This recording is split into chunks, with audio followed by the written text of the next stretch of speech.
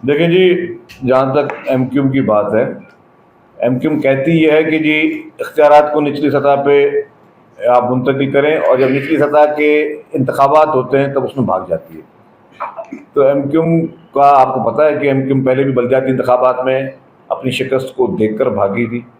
आज भी एमक्यूम की हकीकत क्या है सबको पता है। और फारूक सत्तार साहब की बात को खामख़ा आप इतना अहमियत ना दिया करें। आज तो वैसे ही बहुत ज़्यादा गमज़दा हैं, परेशान हैं, और ये उसी तनख्वाह पे एमक्यूम ने काम करना है। सर, आपने कहा कि कैबिनेट में फैसला हुआ किफायत शहरी की जो पॉलिसी थी उसको कंटिन्यू करेंगे। उसमें कंफ्यूजन ये आ रही है कि तालीमी इदारों के हवाले से क्या फैसला होगा, ये किस से करते हैं? देखिए जी, तालीम अच्छा आपने सवाल किया। मेरे ख्याल से सबसे आज मेरे ख्याल से जो सब पूरी कौम सुनना भी चाहती होगी, क्योंकि पूरे पाकिस्तान के स्कूल जो बंद थे, ये एजुकेशन इंस्टीट्यूट जो है वो चलते रहेंगे। तमाम स्कूल्स, कॉलेजेस, यूनिवर्सिटीज़, अब वहाँ पे रेगुलर क्लासेस होंगी, ऑनलाइन क्लासेस नहीं होंगी, वो चलते रहेंगे। और उसके बाद जो है मतलब हम लोग ये नहीं चाह रहे कि जी हम पूरी अपने सिस्टम को ही जो है वो एजुकेशन के उसको थोड़ा ख़राब करें।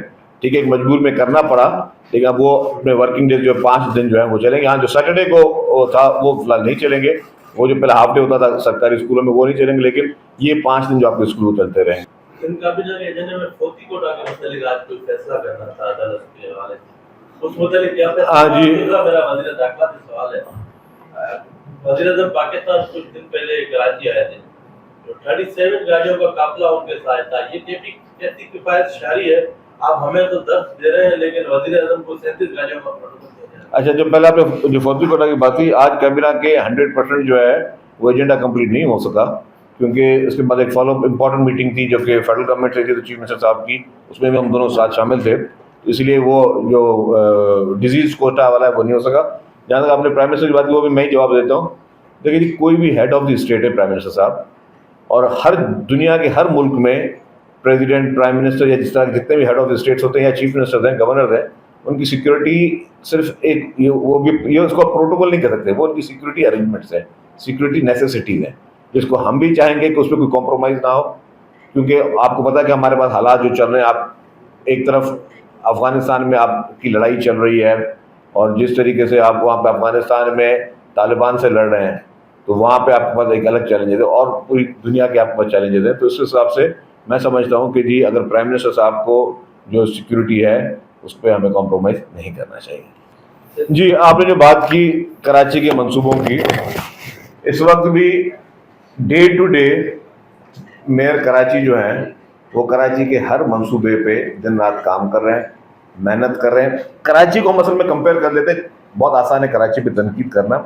हम कहते हैं किसी शहरों से कंपेयर करते हैं। मैं हमेशा कहता आया हूँ कि कराची को शहरों से ना करें, कराची मुल्कों से कंपेयर करें। कराची की आबादी, कराची के चैलेंजेस, कराची के मसाइल। मैं ये कहता हुआ हूँ कि हम पंजाब से भी मिसाल देते हैं, लाहौर से भी मिसाल देते हैं। लाहौर में जितने भी आबादी है उनको पीने का पानी सिर्फ उन्होंने क्या करना है, बोरिंग से उनका पानी मीठा है। वहाँ पे आज भी पूरे पंजाब में जो पीने का पानी है, मेजॉरिटी जो उनका ड्रिंकिंग वाटर है वो आपका सब सॉइल वाटर उनका मीठा है, वो उनको गुजारा हो जाता है। तो यहाँ पे हमें आप देखें कि कराची को पीने का पानी पहुँचाने के लिए हमें कहाँ से लाना पड़ता है, पानी के सोर्स कहाँ से आते हैं। तो ये एक फ़र्क है। दूसरा, आप आबादी का फ़र्क देख लें, चैलेंजेस का फ़र्क देख लें। आज भी मैं फिर को रिपीट कर रहा हूँ, पूरे पाकिस्तान रोजगार के लिए किसी और शहर में नहीं आता, कराची में आता है। आपको पूरे नॉर्थ से आप कंट्री साइड पूरा जो है वो कराची में आता है। आपकी सेहत की फैसिलिटीज़ के लिए लोग इलाज कराने के लिए पूरे पाकिस्तान से कहाँ आते हैं, कराची में। तो कराची की चैलेंजेस हैं, ठीक है, कहीं पे कोई कमी कोताही होगी, लेकिन मेयर कराची भी जो है उन सारी स्कीम्स में काम करें। आपने BRT की बात की, BRT रेड लाइन का मैं आपको बताऊँ कि शायद ही कोई ऐसा दिन होगा कि जब हम उस पर ना बैठते हो। और आपको मैंने पहले भी ऑफर किया, मैं तो कहता हूँ जमात इस्लामी भी आ जाए, वो भी बात करी होती है उस पर BRT पे, एमक्यूम जिसको आना है आपको ओपन, हम आपको उसकी ब्रीफिंग देने के तैयार है। हमें जो हम चीज़ों को फेस कर रहे हैं, कुछ चीज़ें मैं इस माइक पे बता सकता हूँ, कुछ चीज़ें नहीं बता सकता, और बहुत मैं आपको वो कहते हैं इन हाउस आपको इन कैमरा में आपको ब्रीफिंग दे दूंगा कि कितने चैलेंजेस को हम ब्रीफ करके मैं बात करूँगा, फिर उसके पर वो पतंगड़ बन जाएंगे। लेकिन नेक नीयति के साथ ये आपको प्रॉमिस कर सकता हूँ, मैं नेक नीयति के साथ, ईमानदारी के साथ, जानबदारी के साथ पूरा ट्रांसपोर्ट महकमा जो है इस रेड लाइन BRT पे और इस तरह जितने बड़े प्रोजेक्ट्स उस पर दिन रात मेहनत कर रहा है, एक एक ऑफिसर मेहनत कर रहा है। चैलेंजेस हैं, अब चैलेंजेस के लिए अब मैं किसी और पर इल्ज़ाम लगा दूँ, फिर कोई और किसी और पर इल्ज़ाम लगा दे, लेकिन ये है कि और ये बन किस लिए रही है, बहुत आसान तरीका से वो ना बनाते हम लोग, ना बनाते तो प्रॉब्लम नहीं होता। ये बंद सिर्फ इसलिए है कि कराची की जो आइंदा नस्लें हैं, शायद आपके हमारे फ्यूचर जनरेशन के लिए भी ये फायदा होगा कि ये उनके लिए ये एक कॉरिडोर इस तरह होगा जिसमें वो अपने, आज भी पूरे पाकिस्तान में ऑस्टेरिटी मेजर्स पे लोग किस पे बात करें कि यार जहां हम लोगों को पब्लिक ट्रांसपोर्ट में सहूलत नहीं है, पब्लिक ट्रांसपोर्ट की फ्यूचर की उनकी है, ये 100-200 साल तक इंशाअल्लाह ताला आइंदा जो जनरेशन है उनके लिए ये सहूलत बनाई जा रही है।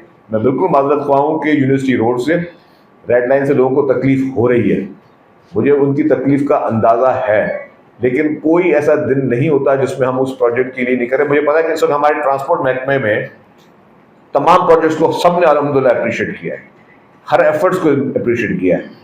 पाकिस्तान की पहली ईवी बसेस भी लेके आया गए, पिंक बसेस को लेके आ गए, कल हम आपके पिंक टैक्सी का भी एमओयू साइन करने जा रहे हैं, सब चीजें कर रहे हैं। सिर्फ ये एक रेड लाइन का मंसूबा, और उसमें भी जो यूनिवर्सिटी रोड है, हालांकि आप जिना एवेन्यू देखेंगे, जिना एवेन्यू आपको क्लियर कर दिया गया हमारी तरफ से।